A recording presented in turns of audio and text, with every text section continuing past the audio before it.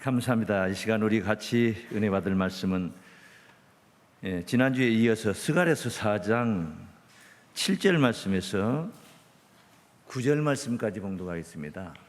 큰 산아 네가 무엇이냐, 네가 스룹바벨 앞에서 평지가 되리라. 그가 머릿돌을 내어 놓을 때에 우리가 외치기를 은총이 그에게 있을지어다 하리라 하셨고, 여호와의 말씀이 또 내게 임하여 가라사대 스룹바벨의 손이 이 전에 지대를 놓았은즉 그 손이 또한 그것을 마치리라 하셨나니 만군의 여호와께서 나를 너희에게 보내신 줄을 내가 알리라 하셨느니라. 아멘. 네, 스가랴서 4장 7절에서 9절 말씀을 봉독했습니다. 스룹바벨의 머릿돌, 이런 제목으로 말씀 드린 것으로 하겠습니다. 우리가 구약의 선지자들을 자꾸 살피고 있습니다. 아브라함의 믿음을 살피고 노아의 순종, 성군 다윗의 그 용맹과 믿음을 우리가 보고 솔로몬의 지혜를 봅니다. 무엇 때문에 이미 지나간 역사 속에 그 인물들을 우리가 살핍니까? 그 속에 하나님이 우리에게 전하시는 구원의 메시지가 있기 때문입니다. 오늘 본문 말씀은 구약 시대의 인물인 스룹바벨 이야기를 하고 있습니다. 그가 하나님의 전 성전을 건축했다는 그런 이야기를 우리에게 일러주고 있는 말씀입니다. 이 스룹바벨이라는 인물이 실제로 있었던 사람, 유다 총독입니다. 그는 70년 만에 이스라엘 민족이 바벨론 제국에서 해방을 받아서 포로 귀환을 할 때 그들을 인솔했던 유다 총독이었습니다. 그가 예루살렘으로 돌아와서 하나님의 성전을 건축을 하게 되죠. 그런 이야기를 지금 오늘 본문에도 기록하고 있고 말입니다. 이 스룹바벨 이야기, 이 스룹바벨이라는 인물, 그리고 그가 행했던 전 건축의 역사, 이 또한 우리에게 전하는 구원의 메시지가 있기 때문에 오늘 우리는 이 말씀을 본문 삼아서 살피고 있는 것입니다. 구약시대에 있었던 선지자들 또는 그들을 통해서 행했던 사건들을 빙자하여 종말 구원의 비밀을 우리에게 알려주고 계신다는 거예요. 호세아서 12장 10절 말씀 보면은 하나님께서 내가 여러 선지자에게 말하였고 이상을 많이 보였으며, 여러 선지자에게 어느 한 선지자만 지목해서 그를 통해서만 메시지를 전한 게 아니란 말이에요.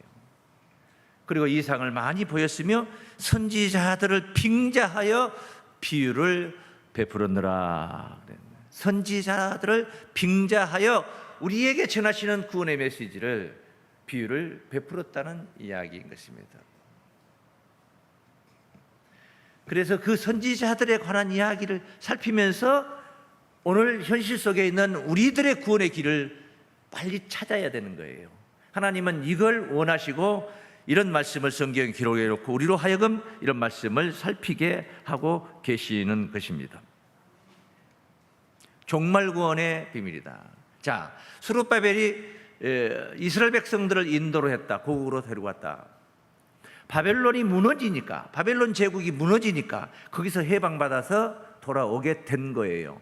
이 바벨론 무너지는 이야기가 종말에 있어질 이야기라는 거예요. 근데 종말에는 지금 어디에도 바벨론이라는 나라는 없어요. 신생국가 무슨 바벨론이 있는 게 아니에요. 지금 이라크가 그 자리가 옛날 바벨론이 있던 자리인 것입니다. 이라크지 바벨론이 아니지 않습니까? 이라크가 무너져야 하나님 나라가 이루어집니까? 그것도 아니지 않습니까? 그래서 계시록에 있는 그 바벨론 무너짐으로 인류 구원이 하나님께서 계획하신 그 구원이 실현되는 그 하나님의 대사, 큰 일이란 이 대사에 관해서 우리가 깨달아야 할 구원의 비밀이 참 깊습니다. 그래서 오늘 스룹바벨의 머릿돌 이야기는 스룹바벨이라는 개인적인 그 사람, 옛날 지나간 그 사람을 살피고자 하는 것이 아니고 돌멩이 하나 살피려고 머릿돌 하나 살피려고 하는 것 아니에요. 그런 구약의 사건을 빙자하여 우리에게 선포하고 계시는 종말의 비밀을 깨닫고자 함인 줄로 믿습니다. 그래서 첫째로 구약의 사건을 빙자한 종말 구원의 비밀입니다. 다 함께 시작. 구약의 사건을 빙자한 종말 구원의 비밀입니다. 종말 구원은 언제 이루어지느냐 하면은 종말의 심판이, 거대한 심판이 예정되어 있어요. 7인의 심판이라는 거예요. 그 7개 인이 떼어져서 순차적으로 떼어지면서 심판이 이루어지는데 마지막이 7째 인이고 그 마지막 7째 인 속에는 7나팔이라는 또 재앙이 있는데 그 나팔 심판을 통해서 순차적으로 첫째 나팔부터 7째 나팔까지 불리게 됩니다. 그리고 나서 7째 나팔을 불 때에 이제 또 7 대접이 쏟아지는데 대접이 또 7이란 말이에요. 이 대접 안에 재앙이 담겼어. 그 대접이 첫째 대접부터 7째 대접까지 순차적으로 쏟아지는데 마지막 7째 대접이 쏟아지면은 이 지상에 있는 모든 심판이 이제 마감이 되는 거예요. 마무리가 되는 거예요. 더 이상 심판할 것이 없어요. 악한 자들을 다 제거했어. 의로운 자들만 남았어요. 이제 구원을 누리면 되는 거예요. 그것이 바로 7째 대접. 그래야 모든 하나님이 예정하신 종말에 하나님께 이 지상에 베푸는 심판의 모든 심판의 마지막 종착지가 어디냐면 7째 대접이다. 이렇게 말씀을 드릴 수 있어요. 그 7째 대접이 쏟아질 때에 이제 바벨론이 망하는 거예요. 그러니까 하나님의 심판은 바벨론 망함으로 마무리가 되는 거예요. 근데 바벨론은 없잖아요. 스룹바벨 시대 때 옛날 구약 시대 바벨론 제국은 있었죠. 그것이 망하면서 그 나라가 망하면서 이스라엘 나라 백성들이 회복을 받아서 다시 고국으로 돌아오는 것이 그게 그들에게는 구원이었던 거예요. 근데 우리가 추구하는 구원은 그런 구원이 아니잖아요. 우리는 지금 바벨론에 뭐 포로되어 있는 것도 아니고 거기서 무슨 나와야 될 이유도 없는 거잖아요. 이것은 영적 바벨론에 관한 이야기를 쓰고 있습니다. 일단 그 바벨론이 망하는 환경을 한번 보겠습니다. 앞서 말씀드렸죠. 7째 대접이라고 그랬죠. 계시록 16장 17절 말씀입니다. 7째 대접을 7째가 그 대접을 공기 가운데 쏟음에 큰 음성이 성전에서 보좌로부터 나서 가로되 되었다 하니. 여러분 생각해 보세요. 지금 우리가 숨을 쉬고 있습니다. 그런데 공기를 안 마실 재간이 있는 사람은 아무도 없어요. 7째 대접의 재앙이 사람 죽이는 재앙이라고 칠 때에 호흡하고 있는 사람은 걸려들지 않은 사람이 아무도 없다는 거예요. 의인이라고 해서 안 걸려들겠습니까? 공기 가운데 있다면.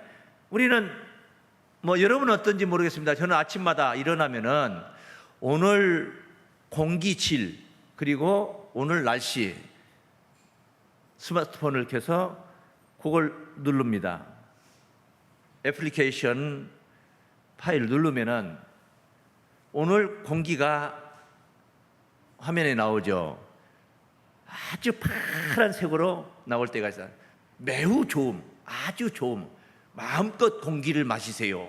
뭐 이런 멘트까지 써 있어요. 그리고 현재 기온, 마륵동의 현재 기온, 뭐 이런 것들.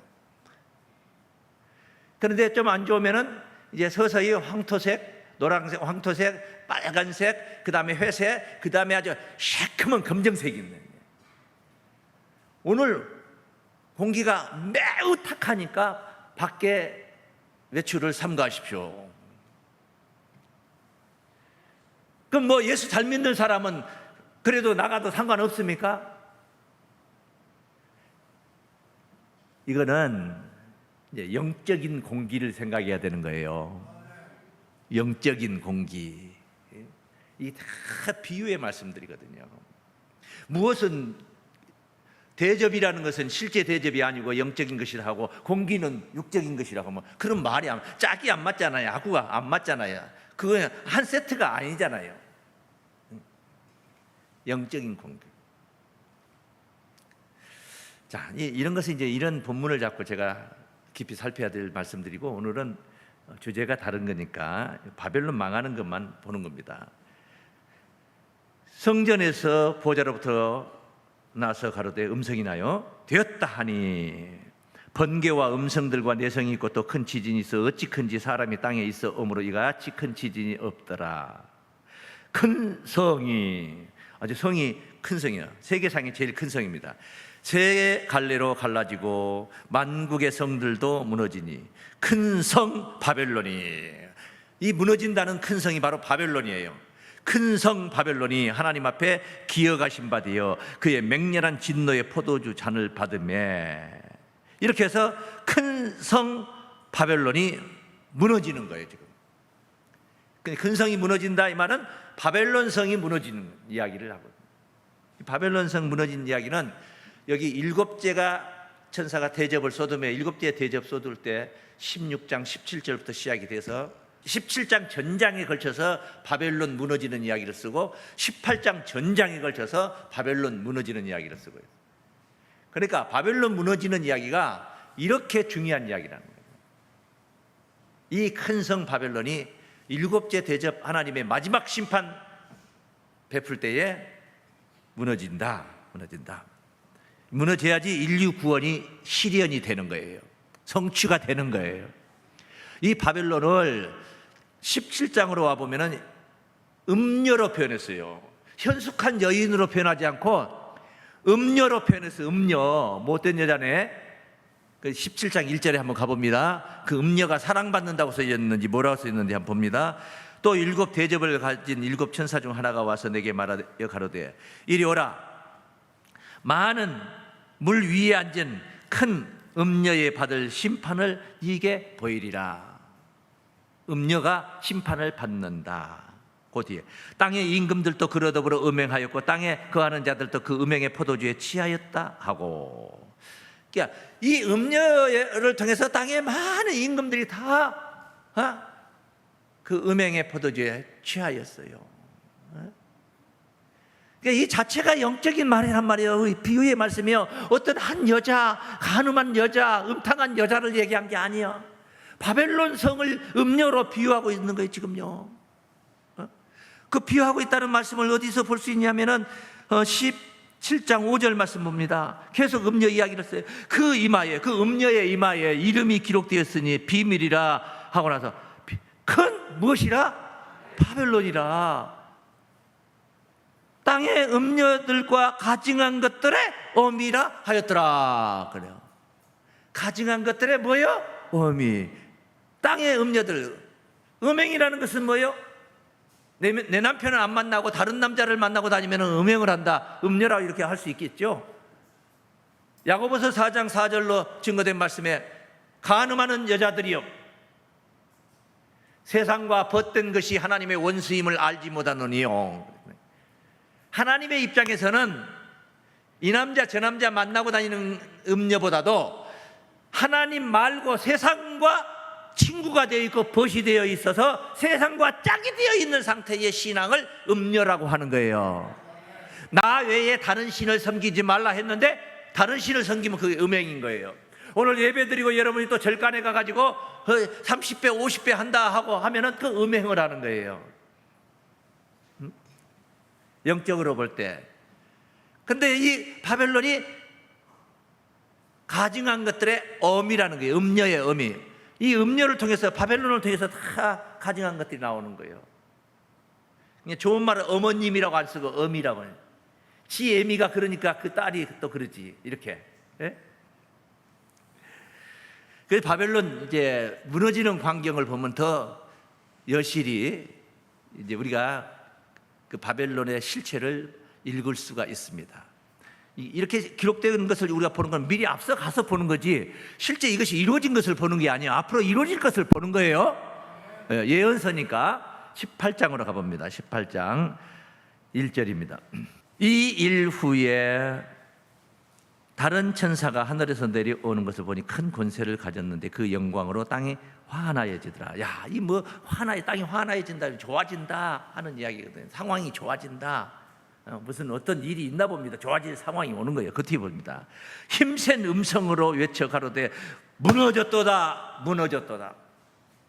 뭐가 무너지니까 땅이 환해지는 거죠. 이제 무너졌도다, 무너졌도다. 큰 성 바벨론이요, 귀신의 처소와 각종 더러운 영에 모이는 것과 각종 더럽고 가증한 새에 모이는 것이 되었도다. 바벨론의 실체가 이거예요. 바벨론 내면의 세계가 이거예요. 귀신의 처소예요. 귀신들이 버글버글거리는 거예요. 각종 더럽고 가증한 것들은 거기에 다 모였어요. 그래가지고 하나의 조직을 만들어서 하나님을 대적하는 겁니다. 이게 바벨성이에요. 이게 이런 나라가 없잖아요. 영적인 세계라 이 말이에요. 영의 세계. 말세에 이런 더럽고 가증한 영들이 모이는 종교 조직체가 이렇게 거대한, 가장 큰 거대한 산을 이루며 성을 이루며 그렇게 나타나는데, 이것이 무너져 버려야지 땅이 환하여지는 거예요. 하나님 앞에 불의는, 거짓은, 더러움은 하나님이 지금 저들이 극성을 부리고 돌아다니고 S교단 같은 데 이런 데가 활기차고 전도가 잘 되고 포교 활동이 잘 되는, 하나님의 능력이 부족해가지고 지금 저것들한테 지고 있는 게 아니에요. 하나님이 사단을 못 해보니까 그냥 방치하고 있는 게 아니에요. 하나님의 모략이, 하나님의 섭리예요. 이것들도 큰 일을 이렇게 해서 이렇게 거대한 큰 성으로 나타나가지고 막판에 무너져야지 드라마틱하게 그렇게 하나님 나라 이루어지는 거 아니겠습니까? 세상 나라나 지금 있는 나라나 새로 오는 하나님 나라나 빚값은 뭐 비슷비슷해가지고 거의 비슷해. 그 무슨 감동이고 감격입니까? 그 세상에 그냥 안주하고 살아도 별 차이 없는 거지. 세상에서 살면 998세에 살고 천국 가면 999세에 산다고 쳐봐. 예를 들어서 1년 차이잖아. 1년 차이. 별 차이 안 나는 거지. 그 까이거. 그러니까 엄청나게 더러워지고 가증한 것들이 왕이 돼가지고, 더러운 것들이 왕이 돼가지고 천하제패한 것 같은 상황이 오는 거예요. 말세에. 그것을 하나님이 무너뜨려가지고 땅이 환하여집니다. 할렐루야. 그냥 이걸 지금 안 하고 있는 건 하나님 힘이 붙여가지고 지쳐가지고 쉬고 있는 게 아니에요. 때가 안 돼서 그러는 거예요. 때가 되면 이것들은 얼마 만에 무너지냐? 딱 1시간이면 무너져요. 1시간이면. 아무리 거대한 조직도 1시간에 폭삭하는 거예요. 세계상에 막 널려 있는 것들도 1시간이면 무너지는 거예요. 여기 18장 찾은 김에 한번 보죠. 10절 말씀 봅니다. 밑에 내려가서. 그 고난을 무서워하여 멀리 서서 가로되 화이도다, 화이도다. 큰 성, 견고한 성 바벨론이여, 일시간에 네 심판이 이르렀다. 몇 시간에 이르렀다? 1시간에 이르렀다. 1시간이라 이 말이에요. 1시간에. 오히려 1시간이라는 용어 자체가 제가 널리 펴가지고 좀 길게 말한 소리. 1시간이라는 말은 순식간에 이루어진다는 이야기야. 원래 그 뜻은, 본연의 뜻은 그건데, 그냥 문자적으로 1, 2, 3 한데 그게 아니고 3이 아니고 1 시간 붙여서 이해하기 쉽게 그렇게 설명을 드린 거예요. 그렇게 불의는 하나님 앞에 아무것도 아닌 줄로 믿습니다. 이렇게 이제 바벨론이 무너지고 나면은 비로소 그 애달프게 기다렸던 어린 양 예수 그리스도의 혼인잔치가 이루어지는 거예요. 혼인잔치. 예수님 장가가는 날. 세상에 사시면서 장가 못 가고 십자가 지고 가셨으니까 천국 가서 장가 가느냐? 그건 아니에요. 예수님의 혼인이라는 것은 육신적인 혼인을 얘기하는 거예요. 어떤 여자가 예수님의 부인이 돼가지고 아내가 돼가지고 사는 게 아니에요. 그런 영이 하나가 되는 이야기를 하는 거예요. 그래 그 혼인잔치를 18장을 마무리, 이렇게 바벨론 멸망으로 마무리하고, 그리고 19장에 와가지고 이제 어린 양의 혼인잔치 이야기를 합니다. 1절에서부터 6절까지 계속 바벨론 무너진 이야기를 거듭 설명을 하는 것이고, 19장 7절 말씀에 가봅니다. 우리가 즐거워하고 크게 기뻐하여 그에게 영광을 돌리세. 어린 양의 혼인 기약이 이르렀고요. 비로소 이제 혼인 때가 왔다 이 말이죠. 그 아내가 예비하였으니, 굉장히 증거될 말씀이 깊어요. 이건 예수님이 준비한 혼인 잔치가 아니에요. 그 아내가 예비해 놓은 겁니다. 예수님은 세상이 새롭게 되면 오셔서 영광 가운데 좌정하시는 거예요. 예수님이 오셔가지고 세상을 새롭게 하는 게 아니에요. 아니요, 그게 아니에요. 새롭게 되면 오신다는 거예요. 이 마태복음 19장 28절 말씀에 진실로 너희에게 이르노니 세상이 새롭게 되어 인자가 자기 영광의 보좌에 앉을 때에 나를 쫓는 너희도 12보좌에 앉아 이스라엘 12지파를 심판하리라. 계시록 11장 15절 말씀에는 일곱째 천사가 나팔을 불며 하늘에서 음성이 나서 가로되 세상 나라가 그리스도의 나라가 되어 그가 세세토록 왕노릇 하시리로다. 세상 나라가 예수 나라로 바뀌는 거예요. 비로소 영광을 얻게 되는 겁니다. 나라를 가진 거예요. 그 나라를 지금은 못 가지고 계신 거죠. 이건 세상 나라예요. 세상 나라 주인은 예수님이 아니에요. 마귀가 주인이에요. 마귀가. 예수님 공생에 시작할 때 첫걸음 할 때 마귀가 저 산꼭대기에 올려놓고 천하 만국을 보여주면서 내한테 경배하면은 내가 이 모든 것을, 세상을 다 주겠다. 자기 것이다 이 말이야. 마귀의 희가 있는 거예요. 그러니까 사망에게 우리가 굴복당하고 있는 거예요. 세상이 새롭게 되면은 예수 나라가 되는 거예요. 할렐루야. 그때 예수께서 왕노릇하게 된다. 아내가 예비하였으니 그 뒤에 그에게 허락하사 빛나고 깨끗한 세마포를 입게 하셨은지요. 어린 양의 아내를 이야기하는 거예요. 이 세마포는 성도들의 옳은 행실이로다. 보십시오. 세마포는 무슨 천조각 얘기하는 게 아니에요. 신부 드레스 무슨 드레스 지금 준비하는 게 아니란 말이에요. 성도들의 옳은 무엇이라? 행실이라. 목사가 멋있는 양복을 안 입었어도 설교를 잘하면은 빛이 나는 거예요. 그런데 양복을 수백만 원짜리 입고 빛까뻔쩍하게 하고 포마드를 바르고 막 와서 그렇게 나와가지고 헛하는 소리에 세상적인 얘기는 하고 예화적인 설교는 하고 있으면은 빛나질 않는 거예요. 빛나질 않는 거예요.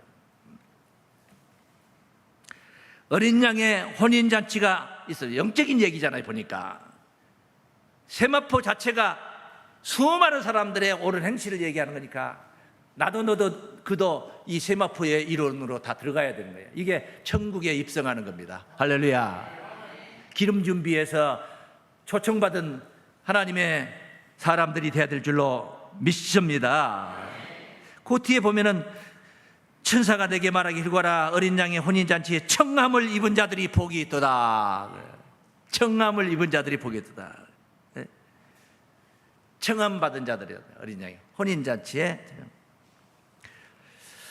예, 자, 이제 이렇게 믿고 예수님이 영광 받는 날, 받게 되는 날 믿고 따르며 순종했던 옳은 행실의 주인공들이 신부의 세마포가 되어서 들어가는 천국 구원. 이 천국 구원. 이 역사의 중심에 오늘 본문에 등장하고 있는 스룹바벨이라는 사명자가 존재한다는 겁니다. 그런 이야기를 오늘 여러분들에게 설명을 드리고자 하는 것입니다. 왜? 구원은 예수 없이는 안 되거든. 구원은 예수 없이 이룰 수가 없는 거예요. 오직 예수님이 끼어들어야지, 감이 돼야만이, 약방의 감초처럼 예수 성분이 있어야만이 구원을 논할 수가 있는 거예요. 예수 빼놓고 다인 얘기만 쉐크하고 아브라함 얘기만 쉐크하고 거기에 그 구원의 소리가 아닙니다. 그건 구원의 소리가 아니에요. 그 속에 예수가 가미돼야 되는 거예요. 목적지는 예수예요. 아브라함 이야기 들으면서 예수님이 내 안에 임재하게 되고, 아브라함 이야기 들으면서 예수님을 우리는 마음에 모셔야 되는 거죠.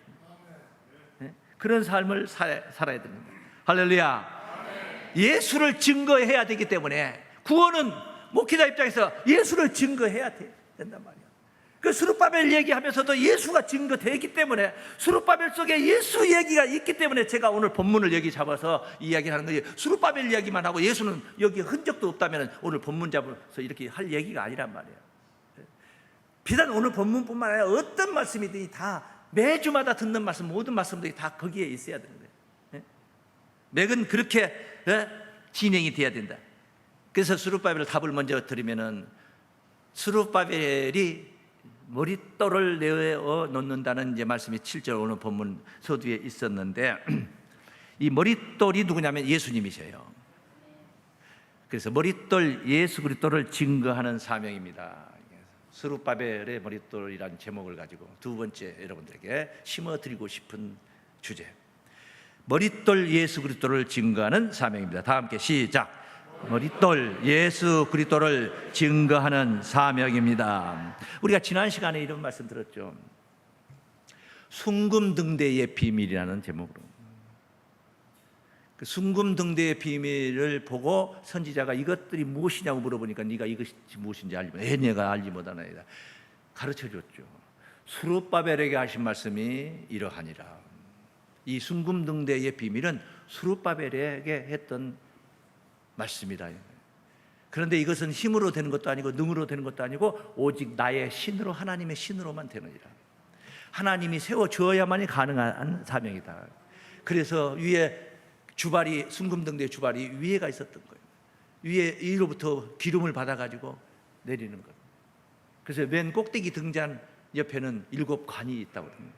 그게 맨 꼭대기에 7관이 있다는 것은 위에서부터 기름이 내려오니까 7관이 순차적으로 아래까지 하나씩 하나씩 빠져나가는 그런 이야기를 우리가 보았던 것입니다. 자, 복잡한 내용이었죠. 뭐 등대를 그리고 등잔을 그리고 7관을 그리고 감람나무를 그리고 뭐 두 금관 옆에 금기름을 흘러내리는 감람나무 가지는 무엇이니까 뭐 이런 등등 뭐 이것저것. 그 어떤 말씀도 답은 간단해요. 답은 간단해요. 아니 순금등대 아니라 별거라 할지라도 답은 간단해요. 다윗의 생애에 관해서 제가 장시간 동안 수요 예배를 통해서 증거를 했습니다. 증거했지 않습니까? 히브리서의 말씀을 1장부터 중요한 부분을 잡아서 13장까지 여러 주간에 걸쳐서 증거를 했어요. 너무 많은 말씀이었죠. 설교가 막 요즘 뭐 이렇게 지난주에도 길게 한 50분씩 막 해버려요. 길죠. 장황하죠. 사실 답은 간단해. 설교 어떻게 하면 되느냐? 2초면 돼요. 2초면 예수 믿으시오 하면 딱 끝나는 거예요. 그게 예수 믿으면 구원입니다. 끝난 그게 설교예요. 그게 순금등대의 비밀 장황하지만 답은 간단해. 뭐냐? 예수 증거하는 내용이야. 예수. 성경은 그런 거예요. 요한복음 5장 39절에 너희가 성경에서 영생을 얻는 줄 생각하고 성경을 상고하거니와 이 성경이 곧 내게 대하여 증거하는 것이로다. 어디를 붙들고 상고를 하고 음미를 하고 기도를 해도 그 속에 예수가 등장하는 거예요. 예수 이야기가 들어있어요. 그렇지 않고 예수 배제해버리고 다른 내가 사명자다 나를 증거하면 그건 사명자가 아니에요. 진짜 사명자는 예수를 증거합니다. 예수를 가리고 자기를 나타내면 그건 사명자가 아니에요. 거짓된 자예요. 순금등대의 비밀도 예수를 증거하고 있는, 스룹바벨 이야기도 예수를 증거하는 이야기예요. 할렐루야. 오늘 본문 말씀을 봅니다. 큰 산아, 스가랴 4장 7절, 네가 무엇이냐? 너 뭐야? 큰 산아, 너 뭐냐? 네가 스룹바벨 앞에서 뭐가 되리라? 스룹바벨 앞에서 평지가 되어. 큰 산을 무슨 놈은 큰 산이게 아무것도 아니고만 평지가 되리라. 아니 사람이 스룹바벨이 잘났으면 얼마나 잘났어. 큰 산을 그렇게 해서 히말라야 산아, 백두산아, 네가 무엇이냐? 그러니까 평지가 돼버립니까? 말이 됩니까? 말이 되는 소리입니까? 이게 비유의 말씀이란 말이에요. 산은 뭘 가리켜? 산 얘기는 성경에 많이 나와. 심지어 어디에도 나오냐? 어떤 말씀으로 나오냐? 겨자씨만한 믿음만 네게 있다면 이 산을 들어 바다에 옮겨라 하면 옮겨졌을 것이다. 돈 많은 정주영 씨는 산을 들여다가 바다에다 옮기기도 했습니다만은 우리 믿음의 사람 장로님들 목사님들은 기도해가지고 산을 못 옮겨요. 서산 앞바다 거기 갯벌 전부 다 갖다 그래서 간척지 있지 않습니까? 산을 옮겨가지고 국토 모양이 변형돼.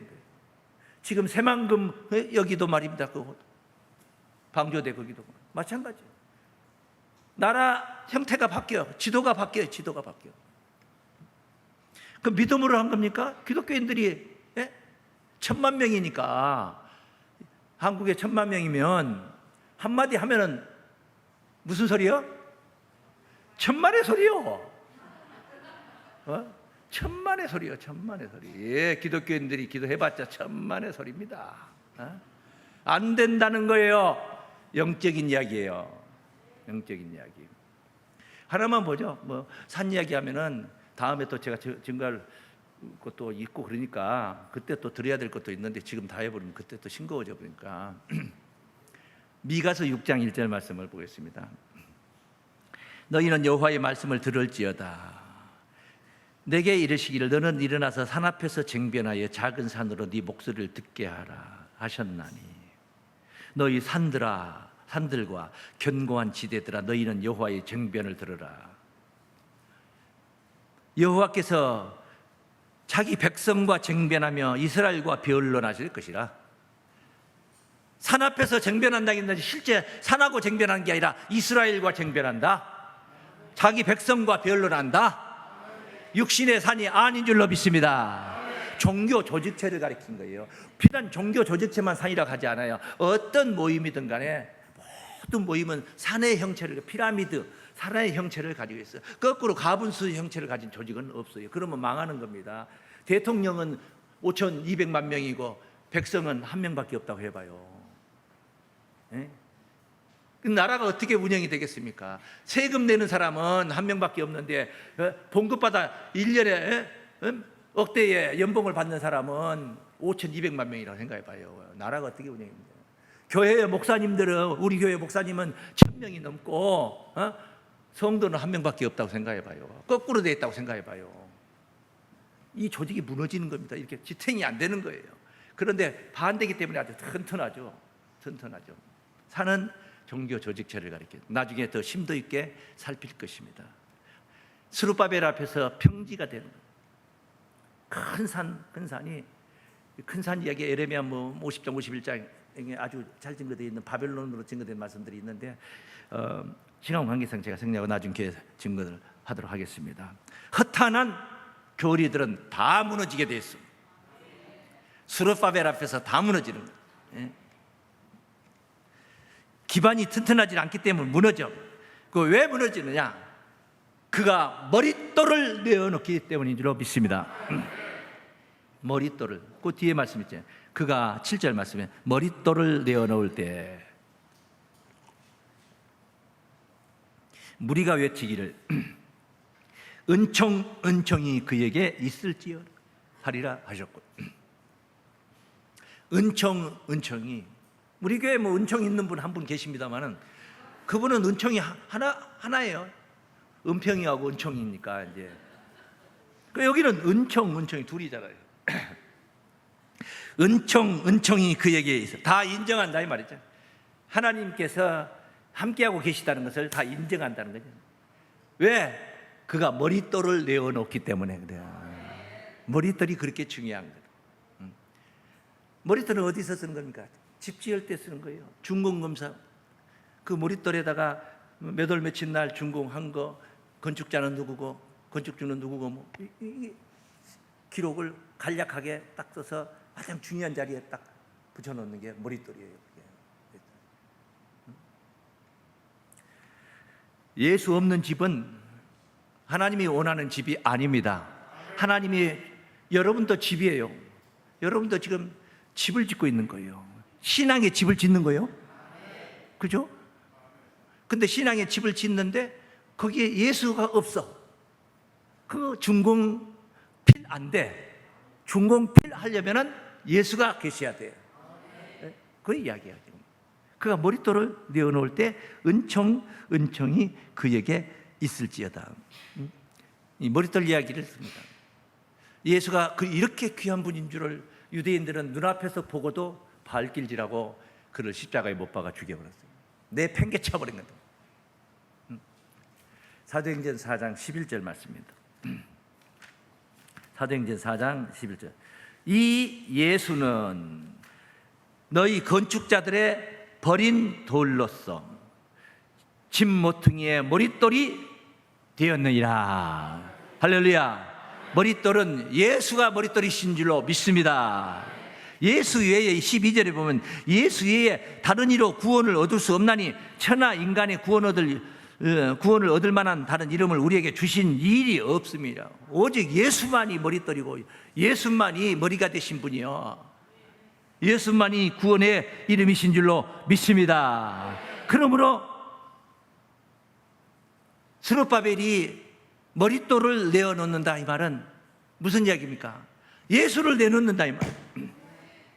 예수를 증거한다 이 말이에요. 예수를 증거한다. 예수 증거자를 만나야 되는 거예요. 우리가 만난 예수 증거자는 누굽니까?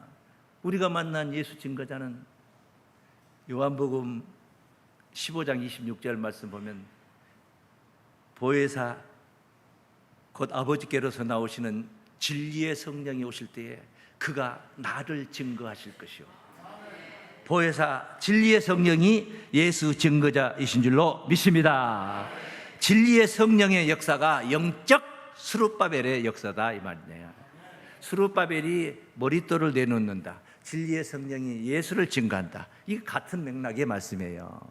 스룹바벨이 머릿돌을 내놓는 구약의 역사고 신약 시대로 우리가 돌아와 우리 시대에 연계해서 보면은 진리의 성령이 예수를 증거하신다. 할렐루야. 그 이야기예요. 16장 요한복음 16장 13절 말씀 보면 그러나 진리의 성령이 오시면 그가 너희를 모든 진리 가운데로 인도하시리니 그가 자유로 말하지 않고 오직 듣는 것을 말하시며 장래의 일을 너희에게 알리시리라. 그가 내 영광을 나타내요. 오직 예수 영광을 나타내는 그가 내 영광을 내 것을 가지고 너희에게 알리겠습니다. 오직 예수 영광을 나타낸다.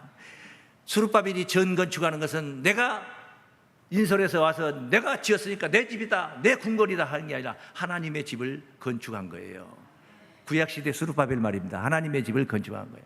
진리의 성령이 이 땅에 우리 곁에 오심도 바로 자기를 나타내기 위해서 오심이 아니고 예수를 드러내고 예수 영광을 나타내기 위해서 이 땅에 오신 줄로 믿습니다. 그러므로 진리의 성경의 은혜만이 온전한 스룹바벨 성전 건축의 사명을 감당할 수가 있는 줄로 믿습니다. 그게 왜 하필이면은 예수님이 여러 가지로 비유했잖아요. 돌이 머릿돌만 있습니까? 산돌도 있잖아요. 산돌. 예수님이 산돌로도 비유했잖아요. 산돌 대신 예수처럼 그 얘기했잖아요. 베드로전서 2장 4절 이하에 예수님은 어린 양으로도 비유하고 백합화로도 비유하고 샤론의 꽃으로도 비유하고 사자로도 비유하고 포도나무로도 비유하고 오만 분야에 다 각 분야에 다 하는데 왜 굳이 산돌 얼마나 좋아. 산돌 얼마나 좋아. 근데 머릿돌로 표현해요. 물론 머릿돌도 좋죠. 머릿돌로 왜 비유합니까? 하필이면은 집 짓는 역사이기 때문에 역사에 필요해요. 머릿돌은 집을 지을 때 필요한 거예요. 스룹바벨의 사명이 뭐예요? 하나님의 전건축의 사명이에요. 그래서 머릿돌을 내어놓는다는 얘기가 거기에 필요했던 거예요. 그래서 마지막으로 세 번째는 진리의 성령을 통한 전 건축의 사명입니다. 스룹바벨이 머릿돌을 들고 있는 것은 내놓는 것은 바로 진리의 성령을 통한 전 건축의 사명을 증거하고 있는 내용이다. 그래서 다 함께 시작. 진리의 성령을 통한 전 건축의 사명입니다. 스룹바벨은 육신의 이스라엘 예루살렘에서 육신적인 전건축의 사명을 감당했지만은 진리의 성령은 온 인류가 구원받을 하나님 나라 건축의 사명을 가지고 있는 줄로 믿습니다. 그 구원이라는 것은 한마디로 말하면 하나님의 집짓기다. 예? 구원은 하나님의 집짓기 이렇게 표현합니다. 뭐 또 다른 걸로 표현하면 땅 따먹기 그렇게 표현합니다. 땅 따먹기. 이 세상 가지고 있는 마귀가 가지고 있는 세상 나라를 예수님이 다 이거 따먹어야 돼요. 다 가져야 되는 거예요. 다 갖는 날이 와요. 그것이 작은 나로부터 시작된다는 것을 알아야 돼요. 내가 변화되어야만이 내 옆에 사람을 변화시킬 수 있고 내 가정이 변화될 수 있고 내 이웃들이 변화되는 것이고 점진적으로 육신적인 땅 흙무더기를 못 가져서 환장병 나 계신 게 아니 하나님이 네? 여기에 주인되어 살고 있는 인간의 마음을 인간의 마음을 가져야 돼. 하나님이 인간의 마음을 예수님이 품어야 되는 겁니다. 그러면 그들이 가지고 있는 땅은 다 그 주님의 것이 되는 겁니다. 이치가 그런 거예요. 세상 이치가 다 그런 것이단 말이야. 그래서 한마디로 구원은 하나님의 집짓기다 해서 나로부터 시작된다. 나는 어떤 자냐? 나는 어떤 자냐? 고린도전서 6장 말씀을 한번 참고해 보죠. 19절 말씀 보겠습니다. 6장 19절. 너희 몸은 내 몸은 이렇게 생각하면 되는 거예요. 내 몸은 너희가 하나님께로부터 받은 바 내가 하나님께로부터 받은 바 각기 여러분은 나로 이렇게 그렇게 한번 읽습니다. 시작. 아니 나라니까 다시 바꿔서 나로 1인칭 나로 시작. 내 몸은 내가 하나님께로부터 받은 바 내 가운데 계신 성령의 전인 줄을 알지 못하느냐. 나는 나의 것이 아니라. 아멘. 아멘. 아멘. 예. 값으로 산 것이 되었으니. 뭔 값으로 샀어? 예수 핏값으로 샀어요. 예수가 대신 죽고 내 대신 죽고 산 거요. 피로 사서 하나님께 드리셨다고 그랬잖아요. 계시록 5장 9절 10절 말씀에 피로 사서 하나님께 드렸다고. 값으로 산 것이 되었으니 그런즉 내 몸으로 하나님께 영광을 돌리리라. 할렐루야. 성령의 전인 줄을 깨닫기 바랍니다. 이 말은 성령이 나를 통해서 일할 수 있는 도구가 되라 이 말이에요. 성령은 여기서 한 2m 앞에서 역사하고 계신 게 아니고 무엇을 역사하더라도 내 안에 오셔서 역사를 하는 거예요. 개돼지를 통해서 역사하는 게 아니고 예수 잘 믿는 사람들을 통해서 역사하는 거예요. 그 항상 비유를 할 때 지난번에도 언제 비유했잖아요. 성경을 한 권 사주고 싶다. 그럼 성령이 혼자 가가지고 기독교 서점 가가지고 사다가 누굴 권사님 드리는 게 아니고 목사님 마음을 감동을 줘가지고 사주고 싶은 마음을 갖게 만들어. 그럼 목사는 생각이 자기가 뭐 사주고 싶은 마음이 자기 스스로 개발한 걸로 아는 거예요. 그 잘못된 거란 말이에요. 하나님이 주신 마음이라는 거예요. 우리는 그런 선물할 때 그런 거 많이 있잖아요. 그러면 너무 가분해가지고 이거 집사님 권사님 너무 이리 안 해도 돼요. 이렇게. 아이고 목사님 그러지 마세요. 제가 한 거 아니에요. 하나님이 그런 마음을 주셨어요. 그게 얼마나 예쁜 거룩한 마음입니까? 그것이 그때 그 한순간 이야기가 아니고 우리의 생애가 그래야 된단 말이에요. 그게 성령의 전인 줄로 믿습니다. 이게 성령의 전인 줄을 알았단 말이에요. 그냥 나부터 하나님의 집이 돼야 되는 거예요. 나부터 하나님의 집이 되자. 믿습니까? 3장 고린도전서 3장 16절 말씀이요. 16절. 너희가 하나님의 성전인 것과 하나님의 성령이 너희 안에 거하시는 것을 알지 못하느뇨. 누구든지 하나님의 성전을 더럽히면 하나님이 그 사람을 멸하시리라. 하나님의 성전은 거룩하니 너희도 그러하니라. 이런 하나님의 성전, 성사역의 도구로 쓰임받는 성전이 되어서 이런 자들이 모여가지고 하나씩 연결하는 거예요. 서로 연결하는 거예요. 그래가지고 작은 남성교회, 여성교회라는 조직체가 구성이 되는 것이고 그 일남, 이남이 또 하나가 돼가지고 일남, 이남, 삼남, 팔남, 팔녀까지 다 하나가 되어가지고 교회 공동체가 큰 공동체, 점점 커져가는 공동체가 돼가지고 교회와 교회가 하나가 되어가지고 하나님의 온전한 나라를 이루게 되는 줄로 믿습니다. 그 이야기를 하는 거예요. 그 얘기를. 그 에베소서 말씀이 2장 말씀 봅니다. 19절입니다. 그러므로 이제부터 너희가 외인도 아니요 손도 아니요 오직 성도들과 동일한 시민이요 하나님의 권속이라. 하나님 가족이요 너희는 사도들과 선지자들의 터 위에 세우심을 입은 자라. 그리스도 예수께서 친히 모퉁이 돌이 되셨느니라. 할렐루야. 거기에 예수가 빠져버리면 말짱황이에요. 꽝입니다. 꽝. 예수가 빠지면 소용없어요. 예수가 항상 모퉁이 돌이 되어 계셔야 되는 것입니다.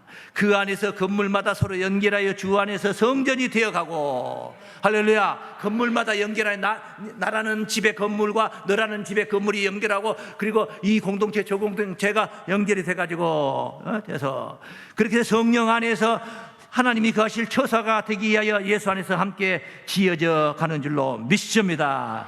비로소 하나님이 내주하시는 건강한 공동체 교회라고 할 수 있고 온전한 구원의 처소라고 말씀을 드릴 수가 있는 줄로 믿습니다. 비로소 이런 모임, 이런 공동체가 수룹바벨의 사명을 감당할 수가 있는 거예요. 할렐루야. 진리의 성령이 수룹바벨이 증거한 머릿돌 예수를 증거하고 내놓는 것은 오늘날 지나간 역사 속에 마무리된 것이 아닙니다. 지금도 현재 진행형입니다. 수룹바벨의 역사는 마무리된 게 아니야. 지금도 현재 진행형이요. 할렐루야. 여러분 개인의 집은 잘 지어졌습니까? 거기에 만족하면 안 돼요. 여러분과 옆에 있는 교우와 하나가 되어야 됩니다. 조직과 조직이 하나가 되고 모임과 모임이 하나가 되어서 건강한 교회를 이루어가는 것. 이게 바로 오늘날 세계상에 가장 으뜸이 되고자 하는 행복한 교회의 옷이다. 기도합니다. 하나님 아버지 감사합니다. 오늘 또 귀한 수룹바벨의 머릿돌의 역사를 우리가 공부를 했습니다. 은혜를 받았습니다. 깨달았습니다. 먼저는 내가 하나님의 집이 되어야 되겠습니다. 우리 주님께서 내주하실 수 있는 집으로서 참으로 하나님을 부끄럽게 하는 자들이 아니라 하나님을 기쁘게 해드릴 수 있는 하나님의 성령의 도구가 되게 해 주옵소서. 나 혼자만이 존재하는 것이 아니라 교회의 일원이 되어서 여러 교우들과 모임들과 하나가 되어서 모임에 꼭 필요한 존재가 되어서 건강한 우리 교회를 이루는데 일익을 담당하는 우리 모든 교우들 하나하나 한 분 한 분이 될 수 있도록 인도하여 주옵소서. 예수님 이름으로 기도하옵나이다. 아멘.